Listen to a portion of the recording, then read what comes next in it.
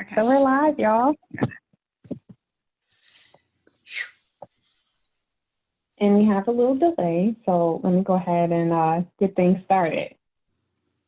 So good evening. Welcome, everyone. This is the first of its kind. The Gwinnett Democrats have partnered with the Jewish Women's Salon this evening to bring to you a showcase of some of the best and the brightest of the candidates that are running out of the Gwinnett County Democratic Party. And here are some things that that I would just share. These races are some of our top targeted races, and they are the ones that you want to watch and follow. So I thank you all for allowing us to have this this interruption in our usual schedule to bring to you this event. But the thing that is of paramount importance to our party is to make sure that our candidates are getting the attention that they need and they deserve. And it's not just about the candidates, but it is also very much so about the issues and what is at the heart of the concerns that you have. And so I want to say thank you to the women of the Jewish Women's Salon for all that you have done to try to make information and educational resources more available to the broader community. And so I thank you for this partnership tonight, and I hope that it won't be the last time that we get together for one of these moments. And without further ado, I would like to introduce you to Mary Barron, who was very gracious and kind in working with me on getting this scheduled. Mary? Thanks so much. I really appreciate you co-hosting with us this week. So on behalf of the Jewish Democratic Women's Salon, I'm happy to welcome these great candidates. And if I could ask each of them in alphabetical order to just give us a couple of minutes of explanation about their background and something about the district that they're going to represent and maybe some of the constituents in the district. So let's start with Michelle Au. Thank you, Mary. To everyone. Hi, everyone. I see a lot of familiar faces and some new ones. My name is Dr. Michelle Au. I'm the Democratic nominee for Georgia State Senate in District 48, which encompasses a pretty wide swath of North Fulton and Gwinnett counties. So just a little biographical info about me for those who don't know me. I'm a second-generation Chinese American. I'm born to parents who immigrated to the U.S. in the 1960s. I grew up in New York City, where I was a product of a public school education. I've been a practicing physician here in Atlanta for more than a decade now. I also have a master's degree in public health. My family and I live in Johns Creek, where all three of my kids also attend public schools in the area. In fact, two of them are going to be returning to face-to-face learning for the first time tomorrow. So after this forum's done, I'm going to shove them into bed and make sure their backpacks are all ready because we're a little out of practice. We actually haven't been in school since March, so we're a little rusty. Get back on that. So that's the biographical. Now a little bit of the personal. Probably the most common question I get asked, maybe not at forums like this where people are pretty savvy about politics, but in regular life, like where I work, when I chat with my friends, is why on earth would you do something as crazy as running for office? And I think the implication of them asking why is, what they mean is, why is this important to you? Why is it worth your time and your effort given everything else that, you know, we all do in life? And why isn't being a doctor enough? That's my gist of what people ask. And the answer is essentially this.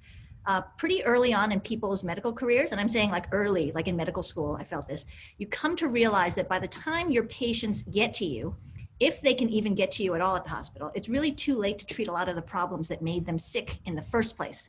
And that while you can do surgeries or prescribe medications or recommend therapies to help them, a lot of the factors that make patients and people and communities sick are outside our ability to treat at the bedside. So in the public health arena, we call these larger social issues the social determinants of health. And these include very broad issues like healthcare and insurance access, things like education, economic opportunity, systemic racism, public safety. All these things make a far bigger difference in our patients' health outcomes than anything we can do at the bedside. So, you know, I took a Hippocratic oath, and the first part of that oath is first, do no harm. And so I'm running for office, not because it's an easy thing to do. It is not. I think we all probably see that, but because it would be an abdication of my duty and an abdication of that oath to see the work that needs to be done and turn away because it's too hard. So it's never been more clear that we need a diversity of experienced voices with experience in science and medicine and public health in the state legislature. And with everyone's help and support, I'd be honored to be one of those experienced voices on behalf of the people of Senate District 48. Thank you so much for having me. Great. Thank you so much for being here. So Madeline Jones, if you could go next. Hi, everyone. I'm Madeline Jones. I'm running for State Senate District 45, which is located in northern Gwinnett County near the Mall of Georgia. It encompasses 9 cities, and it is huge geographically.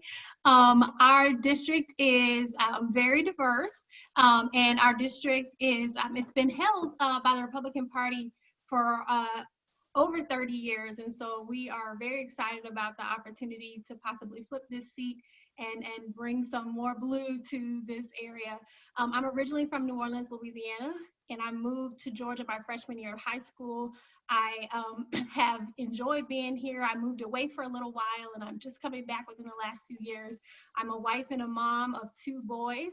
One is in 3rd grade doing digital learning, and one is in pre-K on site at the daycare.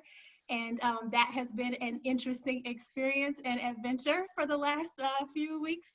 And so I'm enjoying that quite a bit. And I'm excited about this opportunity. Like I said, I'm running because I want to see more compassion in politics. And I want to see more progressive people of faith stepping up to serve as elected officials. I think that being a Democrat is what's important to our party is being inclusive. And we are inclusive of people of all faith and no faith. And so it's really important to me that people experience government in a way that is fair and equitable. And I just want to see more balance in our legislatures and balance in the conversations about what faith in public life looks like. And so I'm excited about the opportunity to build on all the things some of the things Michelle just talked about just now, because as a former educator, I recognize that there are things in the classroom that we're dealing with that have nothing to do with what's happening in front of you in the classroom. And it still can impact someone's learning and ability to thrive greatly. And so I am invested in the success and well-being of all Georgians. And I think we need more legislators who take that same posture. My district has everything from farms to mansions and anything you can imagine in between. And by a lot of measures and metrics in the state of Georgia, we are performing really well.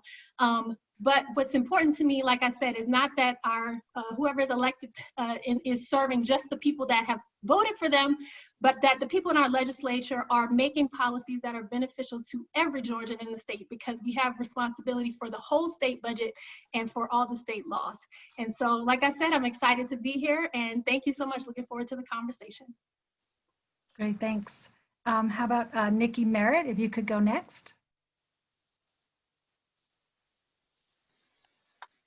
Hi, everyone. My name is Nikki Merritt, and I am running for State Senate in District 9.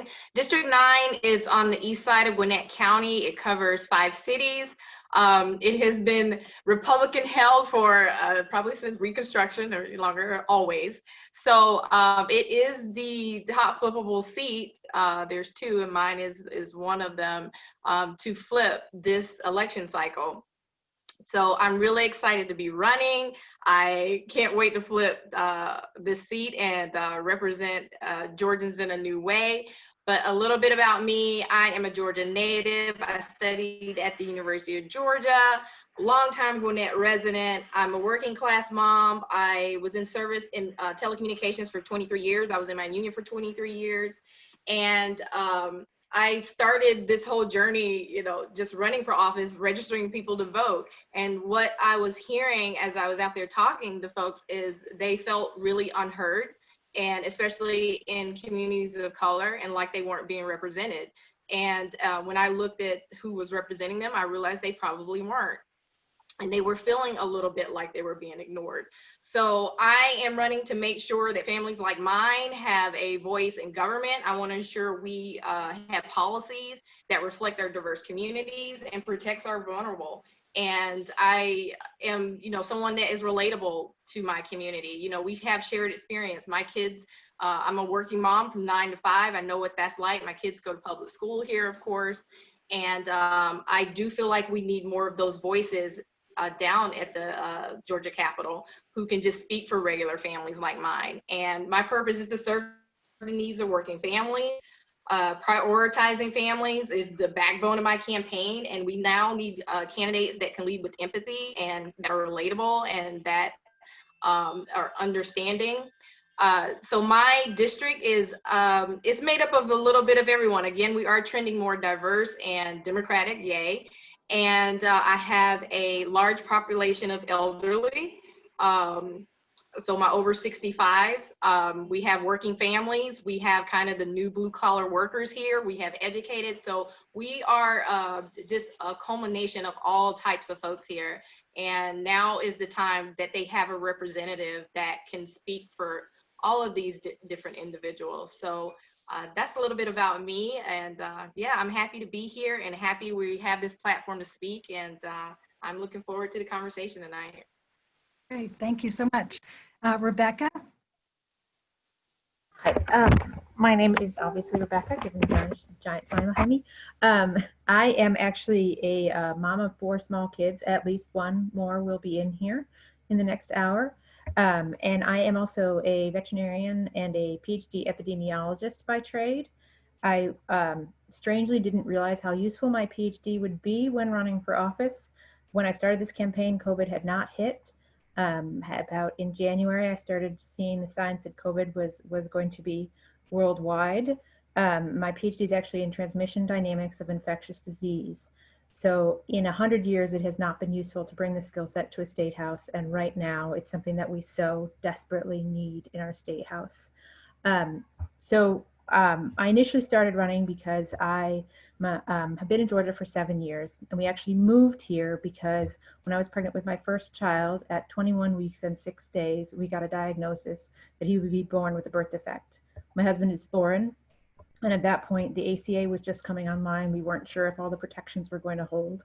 And we still are not sure all the protections are going to hold, but we were very worried if we moved off of US health insurance that we would no longer be able to get back on it. And if my son needed any services here, we would not be able to afford to get them.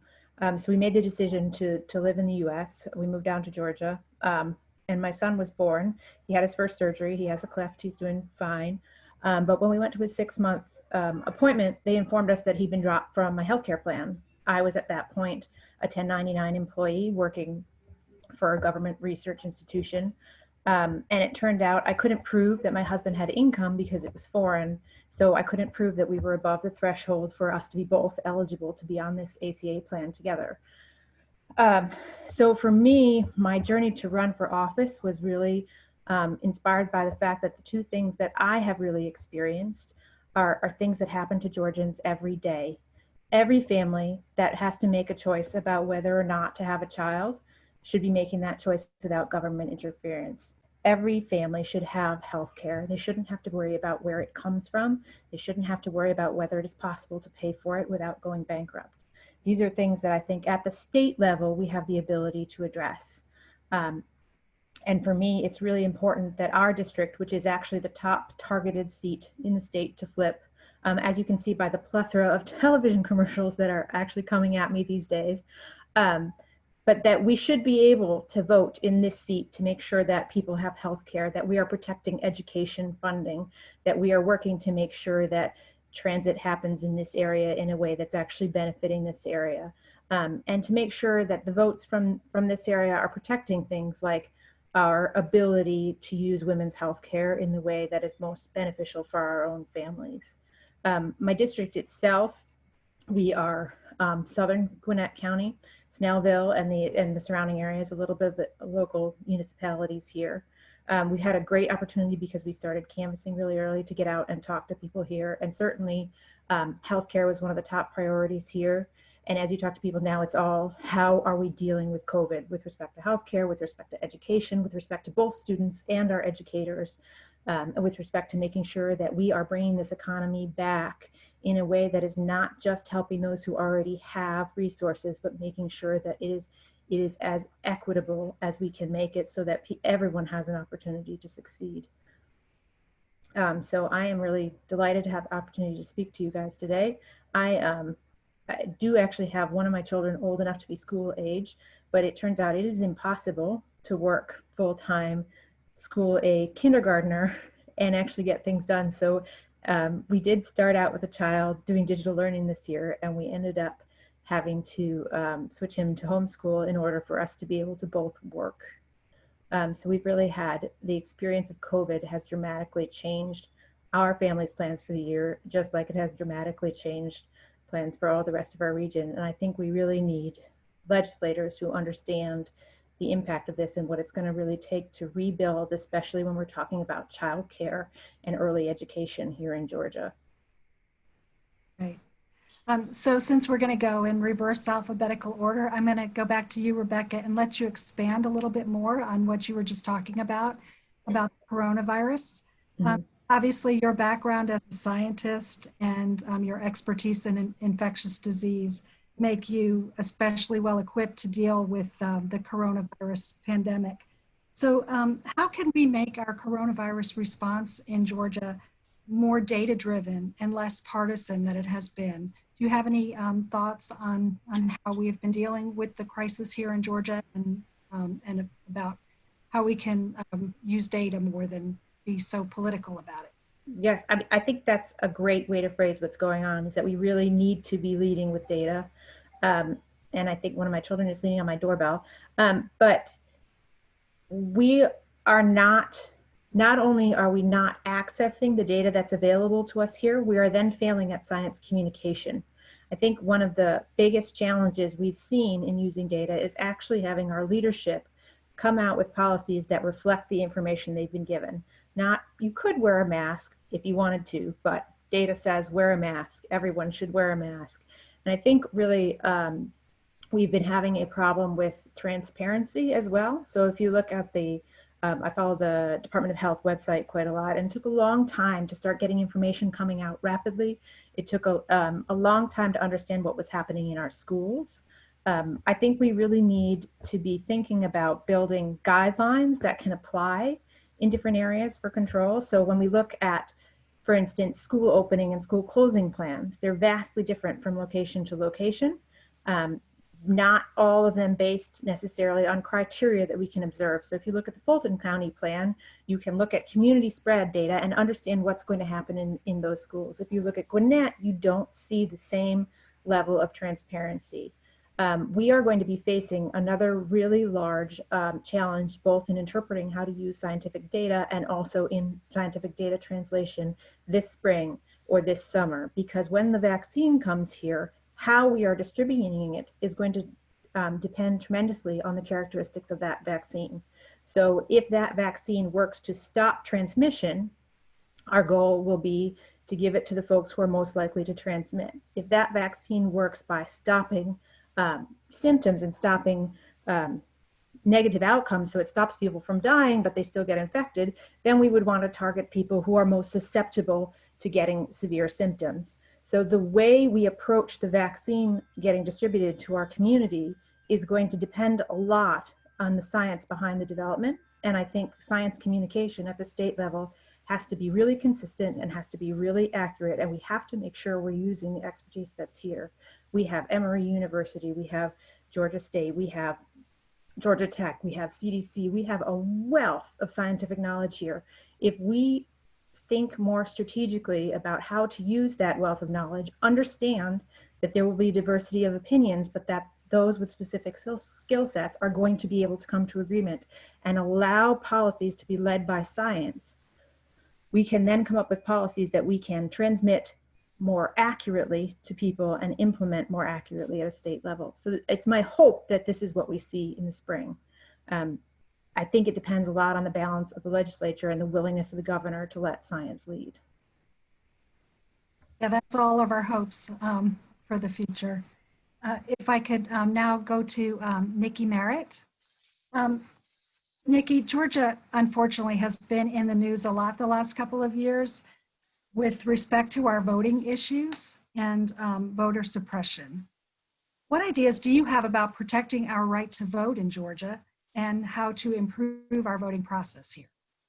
Yeah, thank you. So yes, voting and voter rights is really high on my list.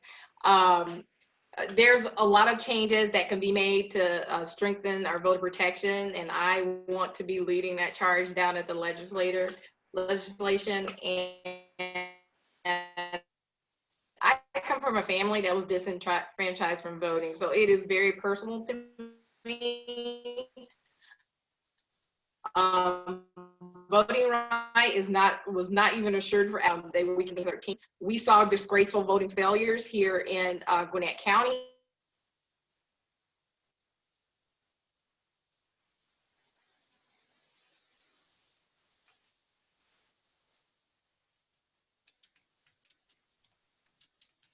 Nikki, you're frozen, I think. Uh-oh. Can y'all hear me now? Yeah, you're back. That's great. Hello. You're good. We can hear you Okay, again. awesome. I'm back. Yay. We saw our protections weaken in 2013. We saw failures here in Gwinnett County, especially with counting absentee ballots. And those could have been mitigated, as I was saying, with the federal oversight that was removed. It's the foundation of our democracy. It's like everything of why we're even here and what we're doing. And it shouldn't be a partisan issue. And now we need to work, to make sure that we're restoring confidence in our voters. And that's why for me, I want to make voting easy and seamless. We can start by making Election Day a holiday. We can create oversight or some type of oversight between Secretary of State and our county boards. As we saw recently, they were both blaming each other for the failures that happened in the primary. And we can stop the aggressive voter poll, the voter registration purges. That's something that I also would like to see us doing. I want to see policies that are making sure that our polling locations are being happened, is to make sure that we're staffed and that we're equipped. I think that could be better done across all of our counties. And, I want to see that we bring civics back into the classrooms. I think what a lot of time is people are seeing the disconnect now with their vote, but really affects them because we're not even educating them anymore like we used to. I think some of us can remember the Mr. Bill, the whole Schoolhouse Rock thing back in the day, and we seemed to be engaging people in the process of voting and bill creation, legislation. Then we've lost that. And then lastly, I want to work with our Board of Commissions here locally to make sure that we're educating voters directly, engaging them in libraries, and making sure that is getting dispersed out to all of our diverse communities. So that's just a few things that I think that we could do at the state and county level to, help bring people in, to get them more engaged in voting, to restore our confidence in voting, and kind of just to strengthen our protections here as well. Great, thanks so much. Madeline, as a former teacher, as you said earlier, and now an HR professional with expertise in diversity, equity, and inclusion, what are your thoughts about how we can improve education and how we could use public education as a tool to create better racial equity in our society? So my thoughts, I will piggyback off of Nikki's comments about our social studies education. I am passionate about storytelling and how we tell the story. And I think that just looking at American history, we have to be really clear that we create a social identity for our kids when we present American history in a certain way, which means that in our textbooks, some people groups are presented as the actors and other people groups are presented as the acted upon. And that creates a sense of social identity. And when you combine that with the lack of civics education that really teaches people their power, we can find ourselves in a crisis situation where our kids don't know who they are, and they don't know how powerful they are in our society. And so I want to see our babies practicing voting in kindergarten. I want to see our babies doing mock elections and it being such a normal thing that by the time they actually graduate or when they're 17 and get to register, 17 and a half and get to register, this is just normal for them because of what they've learned in school, not because of anything that their parents have shown them, but their parents would reinforce those things, but they've already learned it in school that this is just what we do in a democratic society. And on a diversity level, on an equity level, I think what we can do statewide is I personally don't like to have conversations about equity without looking at numbers. So I want to know where and who is sitting in leadership in all of our government institutions.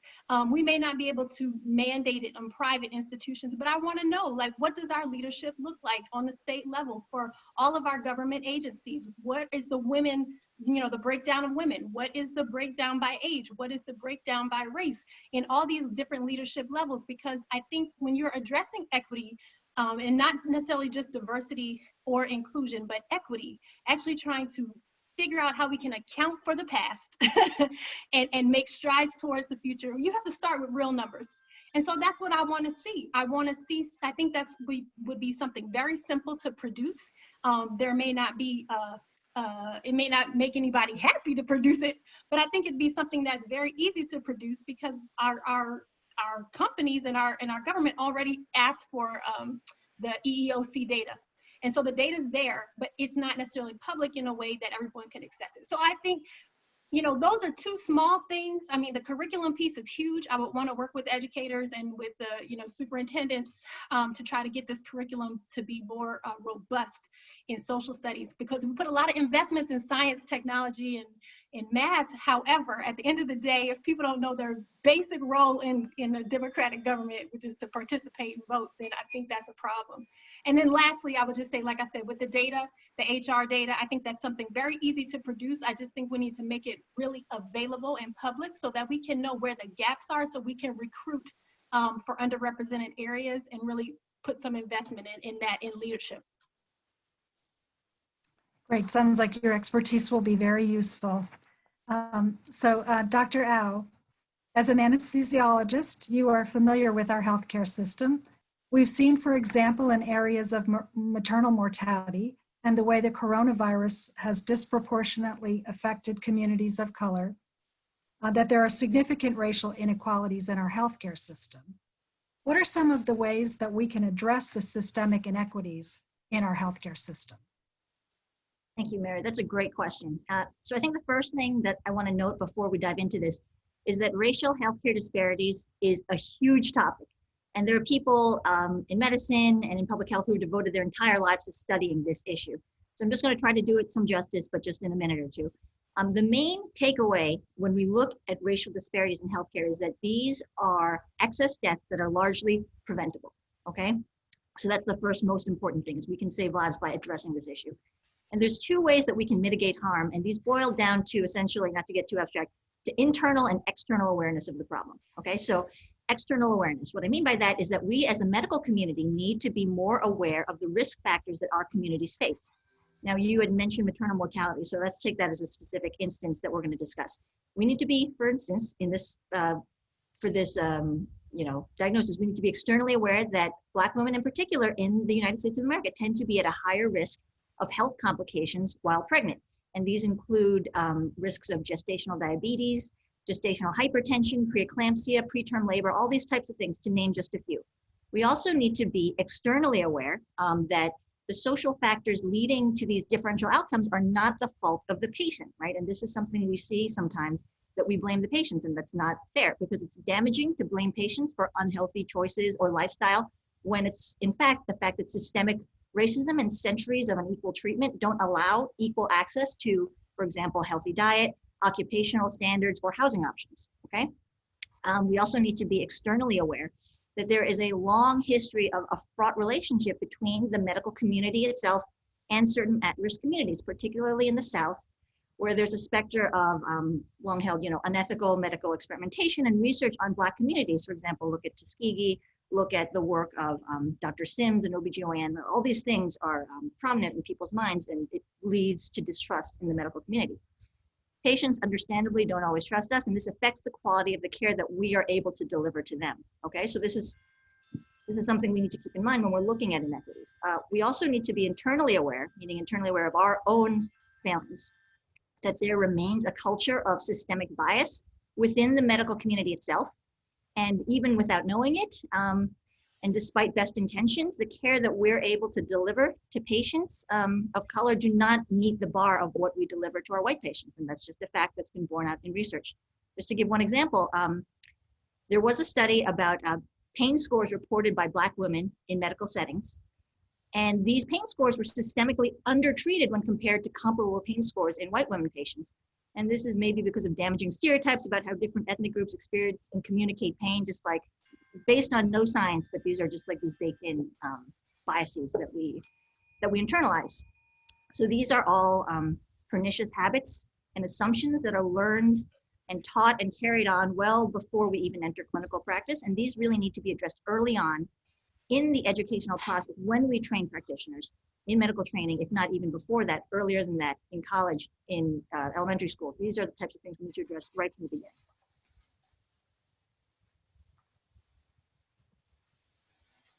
That's great.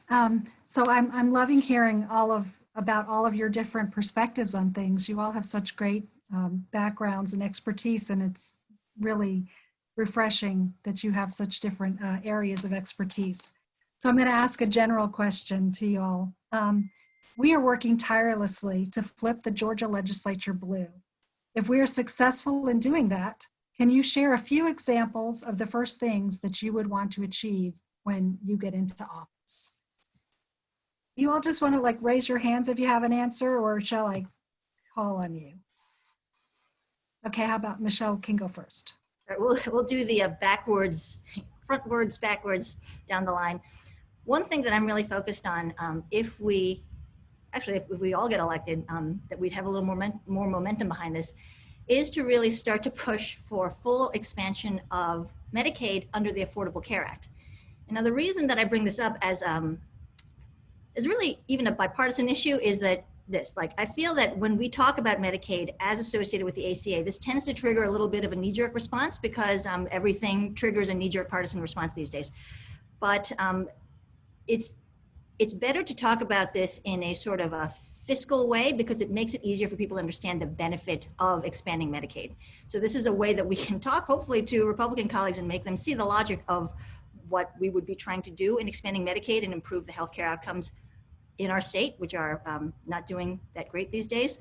So just as a very short explainer, that Medicaid expansion would cover people up to 138% of the federal poverty level. It is subsidized up to 90% by federal tax dollars that we've already paid that would come back to us to help our own citizens.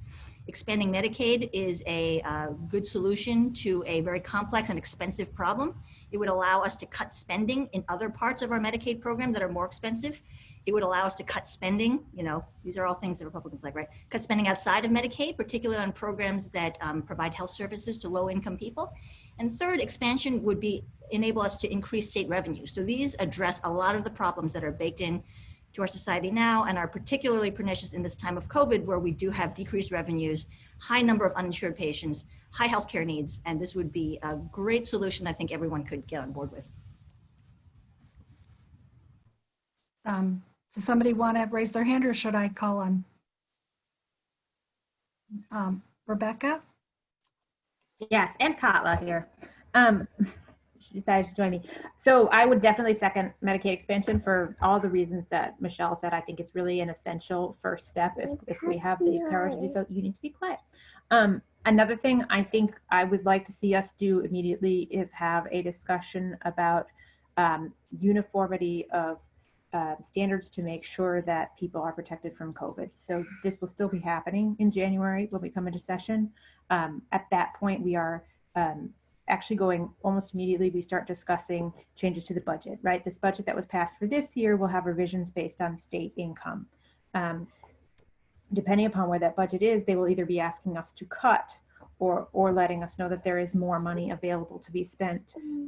We definitely need to make sure we're holding protections, but we also need to make sure that we are doing everything we can, because a lot of our schools are going to be transitioning back, to make sure that we are providing for our teachers and our other school staff to be as safe as possible. We need to also talk about making sure that we're doing everything we can to provide safety precautions for our other essential workers. We've consistently have not made sure that we are protecting those who are working at, for example, poultry plants or grocery stores that are all people who need access to personal protective equipment. That I think at the state level we could be making an effort to make sure we are making accessible to folks who are working jobs where it is essential that they are having face-to-face contact. Okay, Nikki. Yeah, I just kind of what piggybacking off Rebecca. Well, the first thing I want to say, the budget, of course, is the biggest, our biggest responsibility at the legislature. So I do want to make sure that we are fully funding public education, and that we are not cutting public health services. As we saw in the budget that was just passed, there were cuts to both of those areas. And I would like us to see us focus more on revenue generating sources versus cuts like that. And you know, it was really disheartening to see those cuts were happening during a pandemic.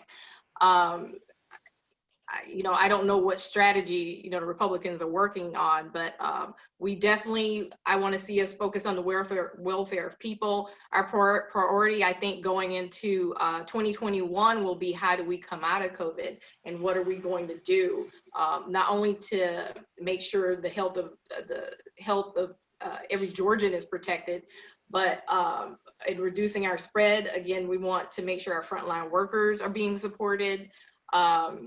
And we're going to have to find a way to boost our economy without making vital cuts in areas that we need. So, you know, I would recommend that we, you know, try to focus on increasing state revenue by maybe, you know, taxes on cigarettes. You know, we can increase taxes there. We can repeal some of the reckless GOP tax cuts that are already in place that have pushed our state into this austerity mode. I think we can work on, as a union person, training and developing people so that they can earn higher wages, and give companies, you know, subsidies for supply chains in Georgia, and generate, make sure those supplies are coming, you know, sourcing out of Georgia, and that would create more revenue for us. And you know, those are just a few things that I think will be important, but I do believe that COVID is going to be probably our biggest responsibility in getting us back on track, public health wise and economic wise. Glad you brought up the budget, because for me that was the biggest thing that happened in the legislature last session, and was just a horrible budget that they passed. Mm-hmm. Madeline, what would? Yes. I want y'all to know my children sound like they are doing a full-on WrestleMania right now. I'm trying so hard not to open this door. But for me, before we do anything, my heart is for the least among us, the poor, the sick, the vulnerable, the marginalized, and we have got to figure out how to get people off the street who are sleeping next to empty buildings. That is priority number one for me, particularly on your way to the Capitol. All of our state leaders, they can't walk in the building without walking past people sleeping on the street. And if they are not committed to doing everything possible in this great country, and in a state where we've been ranked 10, I believe, in our economy, 10 out of 50 in our economy and infrastructure, I don't know who else would be responsible for doing that but us. And so for me, that would be my number one priority, especially by January. It's going to be extremely cold. We know that this coronavirus, we have no idea what exactly the situation will be as far as deaths and illnesses from this virus. And so it bothers my soul that we have not figured that out yet in a way that's meaningful and that sets people on a path to long-term sustainability and self-sufficiency. So addressing homelessness, and particularly the unsheltered, is a number one priority for me. And then second, I think we need to conduct a statewide teacher survey, because my priority in education is to elevate teacher voice and decision making. And since we've had our teachers go back in some places, not go back in some places, do a hybrid model in some places, I think in January we need to conduct a statewide teacher survey that is that oversee, or it's outside of the hands of the local jurisdiction, where teachers can feel free to share what their experiences have been for this first semester, and let us know not only what they need from us as a state in order to support their efforts, but just where the downfalls have been and how we can, on a leadership level, help to support them and what we're asking them to do, realizing that we're asking them to do different things all over the state and the counties, depending upon where you work, and also realizing that they too are parents who were not given the choice about what to do for their kids, and also that they are human beings with their own medical and health concerns and needs. And so that would be my second priority. The first thing, addressing the unsheltered, especially those within a certain perimeter of the Capitol. And then second, conducting a teacher survey statewide in January to really get a feel for how this is going for them. Great. So I'd like to end with each of you giving us an action item. If you could briefly tell us, what can the Jewish Democratic Women's Salon and the Gwinnett County Democrats do to help you get elected? And I'm going to go backward in the order of this last question. So I'm going to start with you, Madeline. What can we do to help you get elected? Well, I want to thank everybody who's already given and given your time and your resources. We will be, I'm doing no contact lit drops every weekend from now until election day. And so if you could go to my website at www.madelinejones.com, there's a link to get involved, and I would love to have your support with reaching people literally in their neighborhoods. Of course, financial contributions, this would not be possible. Being able to reach voters would not be possible without the resources to connect in different ways, mail, text messaging, phone calls, and, thank you to the many hands who have helped me with my postcards. We are going strong and almost done. And so, yes, that would be the best way to reach me, either through my Facebook page or my website, and continue to spread the word and continue to ask people to vote early. I'm personally, in my opinion, just asking everybody to vote early, and early voting starts October 12th in person. Great. Thank you. We'll make sure to put your website up on our Facebook page so people can check you out. Nikki Merritt, how can we help you? Okay, so the first thing we always ask and what candidates need is money. We always need money and more money. I know we're asking and everybody is tapping you guys out, but just give a little bit more, because every little bit helps us. And especially as we get pushing towards the end, we might see where we need to do one last push of something. So on top of that, we are phone banking right now. I need as many phone bankers as you guys can throw my way. You can go on my website, meritforgeorgia.com. That's MERRITT, 4, Georgia.com. You can sign up there. You can hit us on Facebook. You can send us a message and just let us know that you want to phone bank for us. So we do have a pretty robust phone bank, and we do the Zoom. We just created the Zoom phone banking meeting. So I really do need everybody's help there. Outside of that, those are my biggest asks. Money, phone banking. Please spread the word as much as you can. Amplify my race. Do it. Ask your friends, are they voting? How they're voting? When are they voting? Are they registered? And really push out why we're trying to flip the seat and why I am trying in particular to flip Senate District 9. And that's pretty much the help that I need. Let's just keep pushing with the work, amplifying all of us, and volunteer. Please volunteer. We'll have some postcards that if anybody's interested in doing some postcards for us, we'll be happy to have you, and let us know if you're interested in doing that. And again, just reach out to me on my website. Great. Rebecca Mitchell? Sure. So we, I think our biggest need is phone bankers. The largest part of my support community has lots of these little people. So phone banking is really hard for us. So our biggest need for help at this point is phone banking. We always appreciate donations as well. But sorry, for us, that's the biggest need. I would say also something to do is make sure that everybody is actually registered to vote. We still have time to register to vote in this election. If we want to flip Georgia as a whole, we need everybody everywhere to be registered. And they can request their ballots, and also make sure we fill out the census, right? Because right now this race is depending on how our districts are set up, and the next set of races that will determine both the Congress and the State House is going to depend on where we think people are in Georgia. So that census affects us not just right now and the resources we get, but also the representation we get for the next 10 years. Right. So you can sing, go ahead. No? That's it. Michelle Au, how can we help you? So I'll just close this out. Everyone needs the same thing. So I echo everything that Rebecca and Madeline and Nikki have said. I'm just going to hold this up here. This is just my contact info. Is just easier than typing it. And I'm just going to wrap it up by speaking sort of for all of us. And I think speaking for everyone who's on this panel right now, it's an incredibly tough year to run for office, okay? Pandemic aside, right? It's a very hectic election year. It's a presidential year, really busy. So there's so many offices up for election at the same time, particularly in the state of Georgia, that sometimes it feels, between the presidential, the 2 Senate seats, the congressional races, all, that by the time you get down to these so-called, quote, mid or down ballot races where we are, like the state Senate, like the state House, that it feels sometimes like there's not a lot of oxygen left in the room, right? And I don't know if anyone else feels that way sometimes, but I certainly feel like we're fighting for oxygen also. The important thing in this moment to argue is what an investment it is to support state level candidates and campaigns, because the response to issues like the ones we've been talking about, like maternal mortality, public health policy, COVID response, education, these are all determined at the state level, not at the federal level, right? If these were federally determined issues, we wouldn't need to be talking about fighting for Medicaid expansion or school funding or the budget or, all these things are state level issues.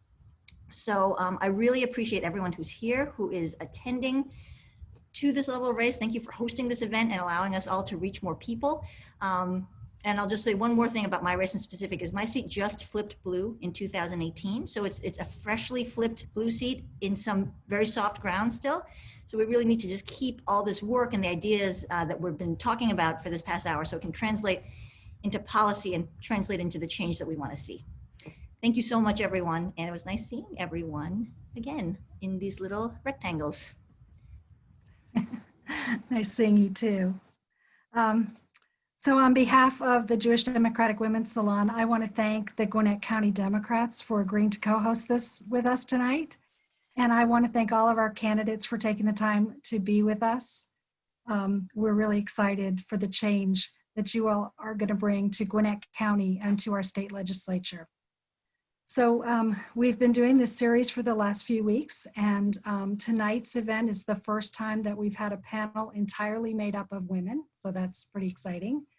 And together, you all embody the power of women to dissent and to persist, qualities that were embodied by our beloved Supreme Court Justice Ruth Bader Ginsburg, and qualities that are sorely needed in our Georgia legislature. Justice Ginsburg, to the very end of her life, reminded us that there are still a lot of changes needed in our country, and tonight's discussion does the same. We are getting to the finish line. We only have 40 days left till Election Day. The Jewish Democratic Women's Salon is committed to doing the work that needs to be done to see the outcome we all want to see. We believe in our collective power to make November 3rd a day of celebration. But just so you know, we're in this for the long haul. We know that our work does not end on November 3rd. We're looking forward to knocking on all of your office doors down at the Georgia Capitol and working together with you in 2021. So thank you again for being here with us. It was just such a pleasure to get to know you all a little bit better. And I want to make an announcement before we all close about next week's event. Next week, we're co-hosting with the DeKalb Democratic County Party, and we're having 4 incumbent candidates this time. 2 of them actually share their district with DeKalb and Gwinnett. So those of you who are in Gwinnett County might want to join us again next week. We have Sally Harrell and Jasmine Clark, Mike Walensky and Matthew Wilson joining us next week. So it's going to be a great panel. And again, Thursday night at 7 o'clock on October 1st. And before we go, if Bianca wants to say a quick goodbye also on behalf of the Gwinnett County Democratic Party, that would be great too.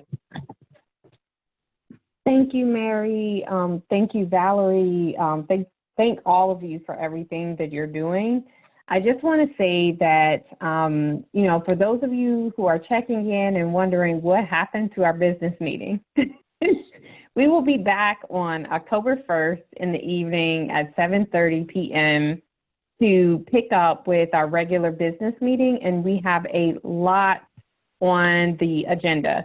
We will be reappointing our Board of Elections members, as well as covering the full ballot. And I know a lot of you have had questions about what are all these referenda on the ballot? Well, we're going to talk about that and give you answers to what it is that you're trying to find out about what the language really means.